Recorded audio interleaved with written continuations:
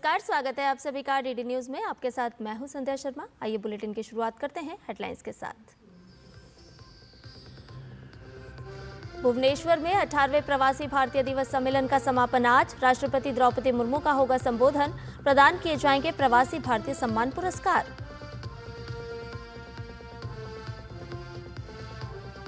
दिल्ली विधानसभा चुनाव के लिए जारी हो गई अधिसूचना। आज से 17 जनवरी तक नामांकन भर सकेंगे उम्मीदवार। बीजेपी ने आज बुलाई केंद्रीय चुनाव समिति की बैठक।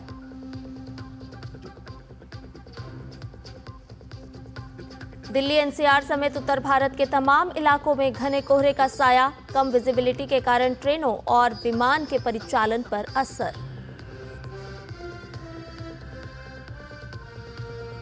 20 जनवरी को अमेरिका में नए राष्ट्रपति पद की शपथ से पहले मुश्किल में Donald Trump. Hush money case में आज सुनवाई जाएगी सजा।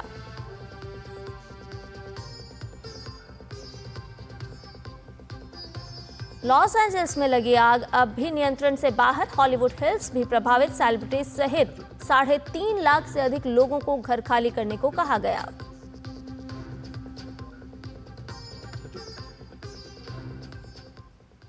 और आइए अब इन सभी खबरों को जान लेते हैं विस्तार से। अलग अलग देश, अलग अलग पहनावा, भाषा भी अलग अलग, लेकिन पहचान सिर्फ भारत और भारतीयता। सभी भारत के रंग में रंगे हुए, देश की मिट्टी की खुशबू से अभिभूत। भुवनेश्वर में जारी 18वें प्रवासी भारतीय दिवस सम्मेलन का आज अंतिम दिन है। राष्ट्रपति द्रौपदी मुर्मू द्वारा समापन भाषण और प्रवासी भारतीय सम्मान पुरस्कार प्रदान किए जाएंगे। समारोह में आज कई सत्र आयोजित किए जाएंगे, जिनमें प्रवासी युवा नेतृत्व, वैश्वीकृत विश्व में युवा नेतृत्व का उपयोग, प्रवासी कौशल, पुल बनाने और बाधाएं तोड़ने की कहानियां, सतत विकास, हरित पहल में प्रवासी समुदाय का योगदान, महिला नेतृत्व, नारी शक्ति और प्रवासी महिलाओं के प्रभाव का उत्सव और सांस्कृतिक संबंध, अपनेपन और सांस्कृतिक संवाद की कहानियां शामिल हैं। प्रधानमंत्री नरेंद्र मोदी ने कल सम्मेलन का औपचारिक उद्घाटन किया था। वैश्विक विकास में भारतीयों की भूमिका को प्रधानमंत्री ने काफी सराहा। सम्मेलन में 50 से अधिक देशों के प्रतिनिधि शामिल हुए। इस सम्मेलन की इस बार की थीम विकसित भारत में प्रवासी भारतीयों का योगदान थी। प्रवासी भारतीय दिवस विदेश मंत्रालय का प्रमुख कार्यक्रम है। ये भारत के विभिन्न क्षेत्रों की विविधता और प्रगति को प्रदर्शित करने के लिए विभिन्न शहरों में आयोजित किया जाता है। प्रवासी भारतीय दिवस 2 साल में एक बार 9 जनवरी को मनाया जाता है। ये एक महत्वपूर्ण आयोजन है जो प्रवासी भारतीयों द्वारा अपनी मातृभूमि के लिए किए गए योगदान का सम्मान करता है। ये द्विवार्षिक उत्सव 1915 के उस दिन की याद में मनाया जाता है जब सबसे महान प्रवासी महात्मा गांधी देश के स्वतंत्रता संग्राम का नेतृत्व करने के लिए दक्षिण अफ्रीका से भारत लौटे थे। इधर चुनाव आयोग आज दिल्ली विधानसभा चुनाव के लिए अधिसूचना जारी करेगा, जिसके बाद उम्मीदवार आज से 17 जनवरी तक नामांकन दाखिल कर सकेंगे। अधिसूचना के साथ आज से दिल्ली में चुनाव प्रचार अभियान की भी शुरुआत हो जाएगी। इस बार दिल्ली में आप, भाजपा और कांग्रेस के बीच कांटे की टक्कर है। दिल्ली में 5 फरवरी को एक चरण में चुनाव होगा और 8 फरवरी को मतगणना होगी। वहीं नामांकन पत्रों की जांच 18 जनवरी को की जाएगी। उम्मीदवारों के पास 20 जनवरी तक उम्मीदवारी वापस लेने का विकल्प होगा। दिल्ली विधानसभा चुनाव की तारीखों के ऐलान के साथ ही दिल्ली में चुनावी सरगर्मियां भी तेज हो गई हैं। भाजपा, कांग्रेस समेत सत्ताधारी आप विधानसभा चुनाव के लिए उम्मीदवारों के चयन में जुट गए हैं।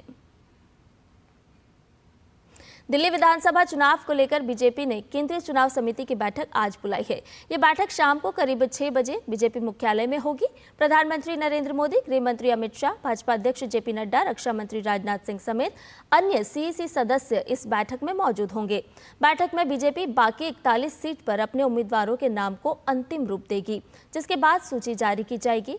इससे पहले भाजपा ने बहुकोणीय स्थिति तैयार करते हुए 29 उम्मीदवारों की अपनी पहली सूची जारी की थी। इसके अलावा बैठक में दिल्ली चुनाव के मद्देनजर कई मुद्दों पर चर्चा भी हो सकती है। संगम नगरी प्रयागराज में भव्य महाकुंभ का आयोजन किया जा रहा है और इसी कड़ी में गुरुवार को जगत गुरु शंकराचार्य स्वामी अविमुक्तेश्वरानंद सरस्वती जी का नगर प्रवेश धूमधाम से हुआ। नगर प्रवेश में घोड़ा, ऊंट और बैंड बाजे के साथ दर्जनों रथों और चांदी के हौदों पर सवार होकर मंडलेश्वर, महामंडलेश्वर, जगत गुरु और साधु संत कई इलाकों में होते हुए कुंभ नगर क्षेत्र पहुंचे, जहां पर मेला अधिकारियों ने माला पहनाकर उनका स्वागत किया। नगर प्रवेश का नेतृत्व जगत गुरु शंकराचार्य स्वामी अविमुक्तेश्वरानंद सरस्वती ने किया। करने के लिए कुंभ क्षेत्र में प्रवेश कर रहे हैं, जिससे हमारे जीवन को पूर्णता प्राप्त होती है। हमारा जीवन केवल भौतिक नहीं है, हमारा जीवन आध्यात्मिक भी है और संसार में रह करके भौतिकता का जीवन जीते हुए जब हम अपने आप को अधूरा महसूस करते हैं तो उसको पूर्णता प्रदान करने के लिए हमको किसी आध्यात्मिक क्षेत्र में जाकर के आध्यात्मिक साधना और उपासना की आवश्यकता पड़ती है। प्रयागराज में महाकुंभ की तैयारियां भी जोरों पर है। मेला क्षेत्र में किसी भी तरह की अप्रिय घटना से निपटने के लिए प्रशासन मुस्तैदी से जुटा हुआ है। संगम नगरी की सुरक्षा को लेकर देश की तमाम सुरक्षा एजेंसियां अलर्ट मोड पर हैं। इसी कड़ी में आज भारत की सुरक्षा एजेंसियों ने महाकुंभ में सुरक्षा तैयारियों को लेकर मॉक एक्सरसाइज की। इस अभ्यास में बंधकों को बचाने की प्रक्रिया का सफल प्रदर्शन किया गया। अयोध्या में रामलला की प्राण प्रतिष्ठा की पहली वर्षगांठ की तैयारियां भी जोर शोर से चल रही है। मंदिर प्रबंधन और प्रशासन द्वारा सभी तैयारियों की समीक्षा की जा रही है। अयोध्या मंडलायुक्त गौरव दयाल ने कहा कि पहली वर्षगांठ को लेकर खास तैयारियां की जा रही है। उचित रूट डायवर्जन किया जा रहा है। भीड़ प्रबंधन के मद्देनजर बैरिकेड्स लगाए जा रहे हैं। साथ ही ट्रैफिक प्लान भी अंतिम रूप में पहुंच रहा है। हमें उम्मीद है कि व्यवस्था अच्छी रहेगी और कार्यक्रम काफी सफल रहेगा। श्री रामलला के मंदिर के पास भी कई कार्यक्रम प्रस्तावित हैं। उसमें हवन होंगे और वहाँ पर काफ़ी सारे कल्चर एक्टिविटीज़ को ऑर्गेनाइज किया जा रहा है अलग अलग स्थलों पे। तो उसकी तैयारी हम लोग कर रहे हैं और मुख्य रूप से उस दिन क्राउड मैनेजमेंट एक बहुत बड़ा इशू रहेगा क्योंकि बड़ी संख्या में लोग उस दिन आएंगे, ऐसी उम्मीद हम लोग कर रहे हैं और कहीं कोई असुविधा ना हो, किसी को दिक्कत ना हो, उस तरह का प्लानिंग चल रही है इस समय। और प्रॉपर रूट डाइवर्जन किए जा रहे हैं। क्राउड मैनेजमेंट के दृष्टिगत जो बैरिकेड्स लगाए जा रहे हैं उनको लगाया जा रहा है। ट्रैफिक प्लान को फाइनल किया जा रहा है। इस तरह की चीज़ें कर रहे हैं तो व्यवस्था अच्छी रहेगी और उम्मीद करते हैं कि बहुत ही सफल कार्यक्रम रहेगा। वहीं रामलला की प्राण प्रतिष्ठा की पहली वर्षगांठ की तैयारियों पर अयोध्या रेंज के आईजी प्रवीण कुमार ने कहा कि बड़ी संख्या में लोग यहां आएंगे और कार्यक्रम में शामिल होने वाले श्रद्धालुओं को ध्यान में रखते हुए उनकी सुरक्षा और यातायात की दृष्टि से सभी प्रबंध किए गए हैं और हम लगातार सतर्कता भी बरत रहे हैं। काफ़ी संख्या में लोग आएंगे और जो कार्यक्रम में लोग सम्मिलित होंगे, श्रद्धालुओं को देखते हुए इसकी सुरक्षा और उनके यातायात के पॉइंट ऑफ व्यू से सभी व्यवस्थाएं की गई हैं और हम लोग लगातार सतर्क होकर के रिहर्सल कर रहे हैं। अयोध्या में रामलला की मूर्ति की प्राण प्रतिष्ठा की पहली वर्षगांठ धूमधाम से मनाई जाएगी। प्रतिष्ठा द्वादशी के मौके पर पूरी अयोध्या सजने लगी है। अयोध्या के तमाम घाटों और आध्यात्मिक स्थलों के सौंदर्यीकरण का काम लगातार जारी है और इनकी तैयारियां भी जोर शोर से की जा रही है। अयोध्या में आने वाले लोग इस भव्य कार्यक्रम का हिस्सा होंगे। इसमें मंडप और यज्ञशाला में शास्त्रीय सांस्कृतिक प्रदर्शन भी होगा। इसी के साथ अनुष्ठान और दैनिक राम कथा प्रवचन भी शामिल हैं। क्या कुछ और भी होगा खास, इसका जायजा लिया हमारे संवाददाता अजय मिश्र ने। श्री अयोध्या धाम में भगवान श्री रामलला की प्राण प्रतिष्ठा के 1 वर्ष पूरा होने के अवसर पर जो कार्यक्रम निर्धारित किया गया है उसे नाम दिया गया है प्रतिष्ठा द्वादशी का, क्योंकि वो शुभ दिन 22 जनवरी 2024 को थी पूर्व द्वादशी और इस साल ये पड़ रही है 11 जनवरी 2025 को। तो 11 जनवरी, 12 जनवरी और 13 जनवरी 3 दिन का एक विशेष कार्यक्रम यहाँ पर श्री अयोध्या धाम में कराया जा रहा है। मैं इस वक्त खड़ा हूँ लता मंगेशकर चौक पर, जहाँ पर लोगों के आने जाने का सिलसिला लगातार जारी है। साल के पहले दिन 5 लाख लोगों ने दर्शन किए थे और ये जो संख्या है वो लगातार बढ़ रही है। जो कार्यक्रम है अब वो सार्वजनिक हो चुका है। मुख्यमंत्री योगी आदित्यनाथ ठीक सुबह 10 बजे 11 जनवरी को इस कार्यक्रम की शुरुआत करेंगे और इसे नाम दिया गया है महाभिषेक। श्री रामलला के महाभिषेक का आयोजन जो किया गया है उसका नेतृत्व खुद मुख्यमंत्री योगी आदित्यनाथ करेंगे और भोग श्रृंगार के बाद में जो महाआरती होगी वो होगी 12 बजे ठीक अभिजीत मुहूर्त में, जब भगवान श्री राम की प्राण प्रतिष्ठा हुई थी ठीक उसी क्षण। और आप इसका सीधा प्रसारण दूरदर्शन के सभी नेटवर्क्स पर देख पाएंगे, जिसका विशेष प्रबंध प्रसार भारती परिवार ने किया है। और मेरे पीछे जो आप देख रहे हैं भगवान सूर्य, उसके पीछे जो ये सड़क जा रही है वो सीधे जा रही है हनुमानगढ़ी और श्री राम जन्मभूमि, जहाँ पर सारी व्यवस्थाएं की जा चुकी हैं। 5 मुख्य स्थान हैं आयोजन के, जिसमें ये तमाम कार्यक्रम किए जाएंगे। सबसे पहले यज्ञ मंडप में जो शुक्ल यजुर्वेदीय होम हवन का आयोजन किया जाएगा। उसी यज्ञ मंडप में श्री राम सूक्त, जो पुरुष सूक्त, श्री सूक्त, विष्णु सहस्त्रनाम और गणपति अथर्व शीर्ष जैसे सूक्तों का पाठ किया जाएगा। जो प्रार्थना मंडप है उसमें भगवान की राग सेवा की जाएगी। शाम को बहुत ही विशेष कार्यक्रम होने जा रहा है।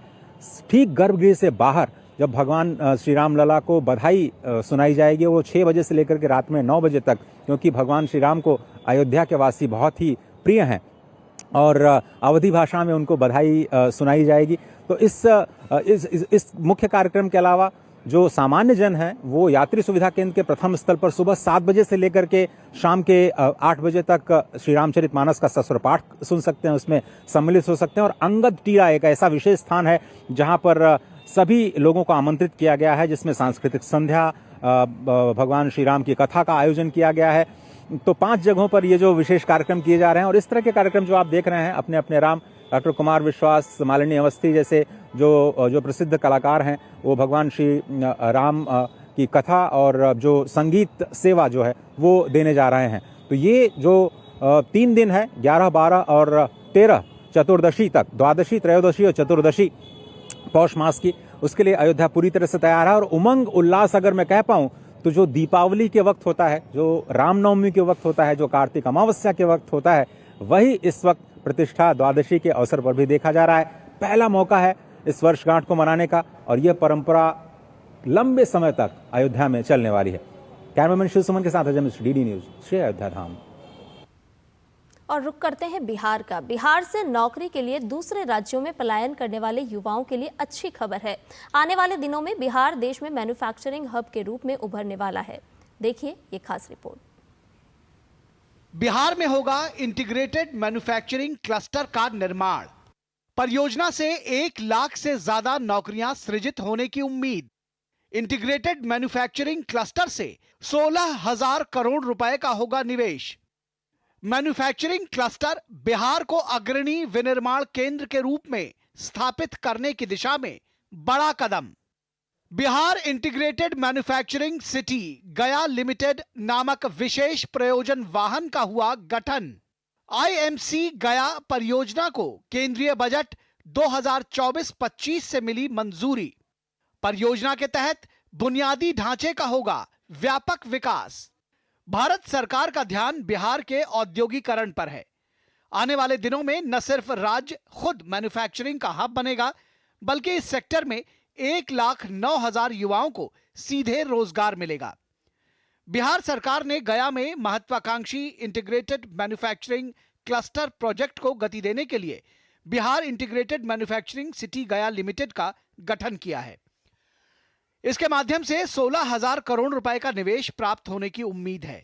बिहार सरकार ने जिस यूनिट का गठन किया है उसने तत्काल काम करना भी शुरू कर दिया है। इस प्रोजेक्ट के तहत बड़े स्तर पर इंफ्रास्ट्रक्चर का डेवलपमेंट किया जाना है। तो बिहार में एक लंबी यात्रा तय की अपने आधारभूत संरचना को बेहतर करने में, और आज बिहार के पास बहुत बेहतर सड़क कनेक्टिविटी है, रेल कनेक्टिविटी हमारी बढ़ी है, एयर कनेक्टिविटी हमारी बढ़ी है। तो निवेशक अब आकर्षित हो रहे हैं। हमारी इंडस्ट्रियल पॉलिसी अच्छी है, सेक्टरल पॉलिसी भी हम लोगों ने बनाई हुई है। बिहार सरकार राज्य में उद्योग को बढ़ावा देने के लिए कई स्तरों पर काम कर रही है। उद्योग से जुड़े निवेश नीतियों में सुधार के साथ सिंगल विंडो क्लियरेंस से निवेशकों को बड़ी राहत मिली है। निवेशकों को आकर्षित करने के लिए सरकार ने इन्वेस्टर समिट का आयोजन किया था। इसमें 1,80,000 करोड़ के निवेश समझौते पर MOU किया गया। 1670 एकड़ जमीन पे ये डेवलप किया जा रहा है। जमीन पे ईयर मार्किंग का काम शुरू हो गया है। जो प्रपोज इन्वेस्टमेंट है लगभग 16,000 करोड़ की इन्वेस्टमेंट संभावित है। इसके बनने से लगभग 1 लाख लोगों को डायरेक्टली और इनडायरेक्टली रोजगार उपलब्ध हो जाएगा। बता दें कि बजट में केंद्र सरकार ने बिहार के लिए अपनी झोली खोल दी थी। केंद्र सरकार ने राज्य को पूर्वोदय योजना में शामिल कर आर्थिक अवसरों के सृजन का मौका दिया है। इससे राज्य में निवेश के साथ रोजगार के बड़े अवसर का सृजन हो रहा है। बिहार के गया में देश का सबसे उन्नत और विकसित औद्योगिक कॉरिडोर का निर्माण किया जा रहा है। इसके लिए डोभी प्रखंड में 1670 एकड़ जमीन का भी अधिग्रहण कर लिया गया है। बिहार सरकार के नए कंपनी के निर्माण से निवेशकों को बड़ी सुविधा मिलेगी, क्योंकि वो आसानी से सिंगल विंडो के जरिए निवेश की प्रक्रिया को पूरा कर सकेंगे। डीडी न्यूज़ के लिए पटना से मधुरेश नारायण। रुक करते हैं झारखंड का। दरअसल जब दुनिया सोती है तो खूंटी के जरियागढ़ में कारीगरों की कारीगरी का सवेरा होता है। दरअसल कांसे के गांव के रूप में प्रसिद्ध जरियागढ़ में सदियों से लोग पुरखों की परंपरा को आगे बढ़ाते हुए पुराने तरीकों से कांसे के बर्तन तैयार कर रहे हैं। खूंटी के जरियागढ़ में आज भी पौराणिक तरीके से बनता है कांसे का बर्तन। जरियागढ़ कांसा गांव के नाम से है प्रसिद्ध। सदियों पुरानी है ये विरासत। जब रात में सोते हैं लोग तो यहां शुरू होती है हाथ की कारीगरी। पुराने तरीके से पीट पीट कर बनाए जाते हैं कांसे के बर्तन। राजवंश के काल में यहां बसाए गए थे बर्तन बनाने वाले कारीगर। झारखंड की राजधानी रांची से सटे खूंटी के जरियागढ़ के लोगों की आजीविका कांसे के बर्तन के जरिए चलती है, जिसकी परंपरा राजवंश के जमाने से चली आ रही है। पेट की आग बुझाने के लिए कारीगर यहाँ रत जग्गा करते हैं, जिससे कांसे के बर्तनों की चमक मिलती है। समय की चाल के साथ कई कला और काम ओझल होते जा रहे हैं, लेकिन कुछ अब भी बरकरार हैं। खूंटी के जरियागढ़ में आज भी पीट पीट कर पौराणिक तरीके से कांसे के बर्तन बनाए जाते हैं। यह काम सिर्फ रात में ही होता है, जो यहाँ के लोगों की सदियों पुरानी विरासत है। वो जो होता है कांसा का जो धातु होता है वो इतना बड़ा, उसको हम लोग गरम करते हैं। उसके बाद उसको लोहा वाला में उसको पीटते हैं, फिर वो एक प्लेट के आकार में बनता है। फिर उसको एक जगह फिर लटकाते हैं और उसको बर्तन का आकार में लाते हैं, उसको पीट के घना में। ये कारीगर उत्पादों के लिए कच्चे माल के रूप में स्थानीय घरों और दुकानों से सटे हुए कांसे के बर्तन को इकट्ठा करते हैं। प्रामाणिकता सुनिश्चित करने के लिए सावधानी पूर्वक विश्लेषण के बाद बर्तन बनाने की प्रक्रिया शुरू होती है। इस गांव के 200 से अधिक परिवारों की आजीविका इसी कांसा बर्तन निर्माण से चलती है।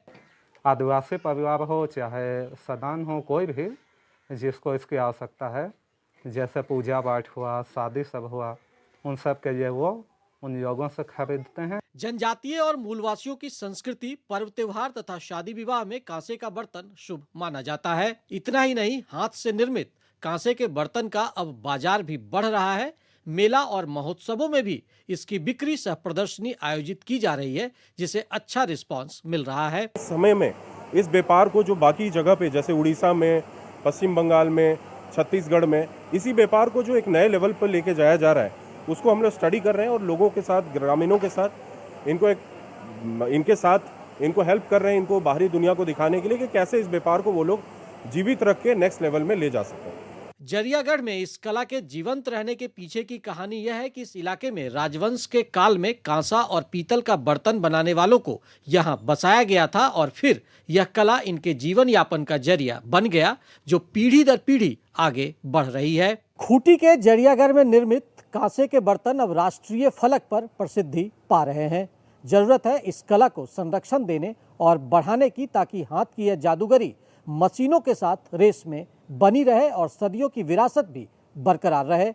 डीडी न्यूज के लिए ज्योत्सना और विकास के साथ मैं दिवाकर कुमार। और अब बात एक विशेष कुर्सी की। जी हां, राजस्थान पुलिस की एक कुर्सी इन दिनों चर्चा में है। जोधपुर कमिश्नरेट पुलिस ने एक नवाचारी पहल की है, जिसमें उन्होंने एक विशेष अनुसंधान कुर्सी बनाई है। देखिए ये रिपोर्ट। अपराधों की जांच को हाईटेक बनाने के लिए जोधपुर पुलिस की अनोखी पहल। जोधपुर में जहां होगा कांड, वहां तुरंत होगी कार्रवाई। अपराधियों को मजा चखाने के लिए पुलिस जीप के पीछे फिट है कुर्सी।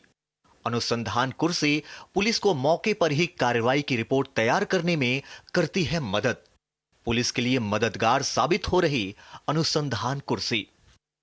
नए आपराधिक कानून लागू होने के बाद पुलिस के लिए चैलेंज बढ़ चुका है।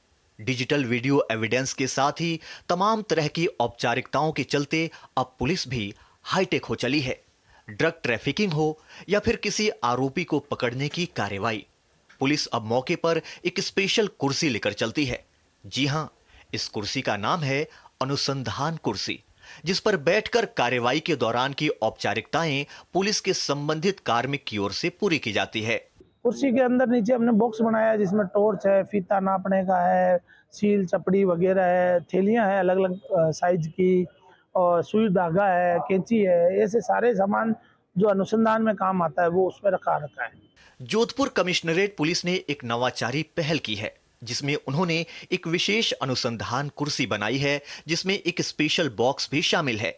ये कुर्सी पुलिस को मौके पर ही कार्रवाई की रिपोर्ट को तैयार करने में मदद करेगी, जिससे समय और संसाधनों की बचत होगी। इस कुर्सी में फाइल और अन्य सामग्री रखने के लिए एक विशेष बॉक्स भी है, और इसके अलावा पुलिस की गाड़ी के पीछे टांगने के लिए एक विशेष हैंडल भी बनाए गए हैं। ये पहल जोधपुर पुलिस की ओर से एक महत्वपूर्ण कदम है, जो उन्हें अधिक कुशलता से काम करने में मदद करेगी। हमारे थाने में, इलाके में पूरे में बहुत ही अच्छा कार्य किया है। कुछ हर चीज़ मनोरंजन से लेकर कोई अनुसंधान संबंधित, और जो जूतों की पॉलिश की मशीन वगैरह लगाना, ये डंडा रेक वगैरह और हथियार संबंधित वगैरह सब कुछ बहुत ही बेहतरीन काम किया हमारे सीए साहब ने। सुविधा में के लिए कि हमारी टीवी लगी हुई है। अब जैसे ये डंडे रखने के लिए ये बॉक्स बनाया अलग से, जैसे भी ड्यूटी आती है हथियार ढूंढना नहीं पड़ता हमारे को, फटाक से उठाया लेके चले गए। जोधपुर के बासनी थाना की पुलिस की पहल केवल कुर्सी तक सीमित नहीं है। उन्होंने बासनी थाने को एक आदर्श थाने के रूप में स्थापित किया है। थाने को एक होटल की तरह सजाया गया है, जिसमें स्वागत कक्ष के फर्श पर रंगोली के साथ अंदर पौधों और गमलों से इसे सजाया गया है। भारतीय न्याय संहिता आने के बाद में अब पुलिस को मौके पर ही अनुसंधान और कई दस्तावेज की कार्रवाई करनी पड़ती है। इसके लिए जोधपुर में स्थित बासनी थाना ने नवाचार करते हुए एक अनुसंधान कुर्सी बनाई है, जिसमें वे सभी सुविधाएं हैं जो अनुसंधान में प्रयोग में ली जाती है। Sumit Devda, DD News, Jodhpur. और अब रुक करते हैं मध्य प्रदेश का। दरअसल मध्य प्रदेश सरकार युवाओं के सशक्तिकरण के लिए युवा शक्ति मिशन शुरू करने जा रही है। क्या है युवा शक्ति मिशन, देखते हैं हमारे भोपाल संवाददाता की एक खास रिपोर्ट। मध्य प्रदेश में युवाओं के लिए नई योजना का शुभारंभ। स्वामी विवेकानंद युवा शक्ति मिशन शुरू करने को मिली सैद्धांतिक मंजूरी। युवा शक्ति मिशन का शुभारंभ 12 जनवरी को युवा दिवस पर होगा। युवा शक्ति मिशन मध्य प्रदेश के युवाओं के सर्वांगीण विकास के लिए तैयार किया गया।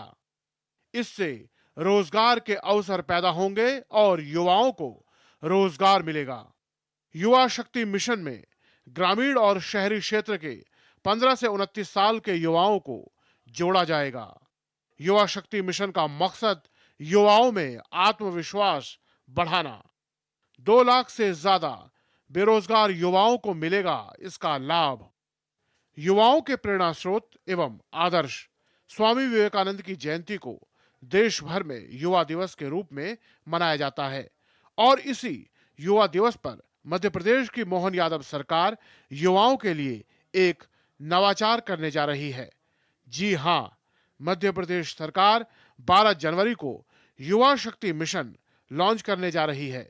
इस मिशन के माध्यम से एमपी सरकार युवाओं के सशक्तिकरण की तैयारी कर रही है, तो वहीं उन्हें संवाद, सामर्थ्य, सामाजिक सरोकार, सामुदायिक सेवा और स्वरोजगार से भी जोड़ने जा रही है। स्वामी विवेकानंद जयंती पर स्वामी विवेकानंद युवा शक्ति मिशन प्रारंभ करने वाले हैं। इसका उद्देश्य होगा युवा का सर्वांगीण विकास। शिक्षा के क्षेत्र में भी युवा आगे बढ़े, कौशल के क्षेत्र में भी युवा आगे बढ़े, और वो रोजगार से कैसे जल्दी से जल्दी जुड़े। जैसे हमारे माननीय प्रधानमंत्री जी का मिशन है नई शिक्षा नीति के माध्यम से कि शिक्षा रोजगार देने वाली हो और हमारा युवा भी रोजगार देने वाला बने। युवा शक्ति मिशन प्रधानमंत्री नरेंद्र मोदी के युवा सशक्तिकरण के विजन की दिशा में एक सार्थक पहल है, जिसके क्रियान्वयन से युवाओं को जन सहभागिता के माध्यम से सामुदायिक सेवा में शामिल करके उनमें सक्षम तथा कुशल नेतृत्व के गुण विकसित किए जाएंगे। मध्य प्रदेश सरकार युवाओं के सर्वांगीण विकास के लिए स्वामी विवेकानंद की जयंती युवा दिवस के मौके पर लॉन्च करने जा रही है युवा शक्ति मिशन। इस मिशन के माध्यम से सरकार युवाओं के सर्वांगीण विकास पर जोर देगी, उनकी संगठन कौशल, सामर्थ्य, संवाद, सामाजिक सरोकार और सामुदायिक सेवा की भावना को विकसित करेगी। इस मिशन के माध्यम से सरकार मध्य प्रदेश के तमाम युवाओं से डिजिटल और ऑफलाइन दोनों ही माध्यमों से संवाद करेगी। कैमरा पर्सन कुमार गौरव के साथ आशीष मंगल सोनी, डीडी न्यूज़ भोपाल। और इसके साथ ही समाचार में फिलहाल मेरे साथ इतना ही। मुझे दीजिए इजाजत। नमस्कार।